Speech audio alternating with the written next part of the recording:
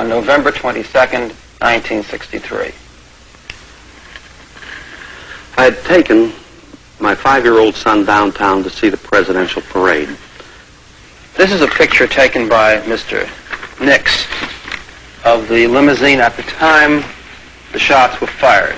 Do you see yourself and your boy in that picture?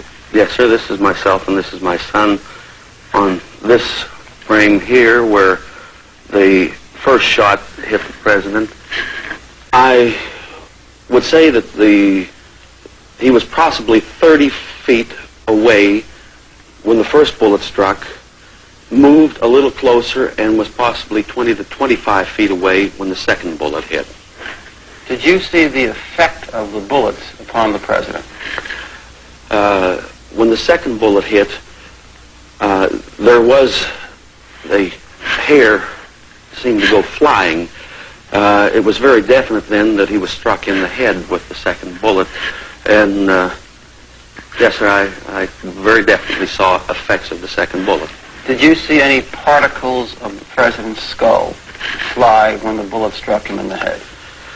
I saw a piece fly over, in the area of the curb where I was standing. And in which direction did that fly?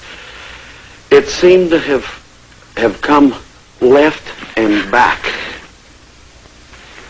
In other words, the skull particle flew to the left and to the rear of the presidential limousine. Sir, whatever it was that I saw did fall both in that direction and over into the curb there. You were a ranger during the war, correct? Yes, sir, I was a ranger during the war. Took part in the invasion of France and was shot a couple of times. So, as I say, it's possibly like swimming. I hadn't heard that sound for many a year, but you don't forget it once you've heard a shot rounding, coming close to you.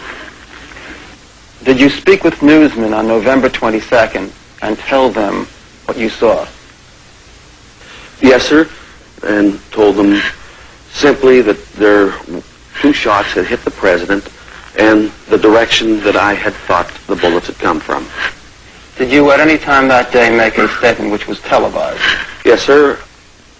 Fortunately, I was probably 15 to 20 feet away from the president when it happened. Tell us exactly what you saw, sir. He was coming down the street, and my 5-year-old boy and myself were by ourselves on the grass there on Palmer Street, and I asked Joe to wave to him, and Joe waved, and I waved, and a minute. That's all right, sir. You were ahead, sir.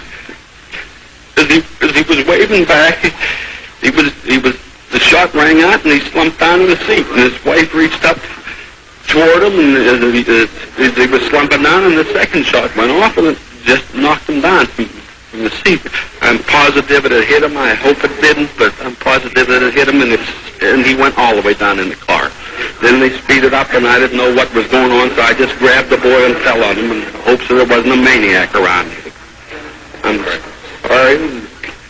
I can't help you more, but I won't forget it. Did you make a statement to the Dallas Sheriff's Office? Yes, I did. How long did you remain in the Dallas Sheriff's Office that day? I would say about 3 hours to 4 hours. Were you among the closest witnesses to the limousine when the shot struck the president? Yes, sir, I would have to say that, if not the closest, one of the closest to the unfortunate incident.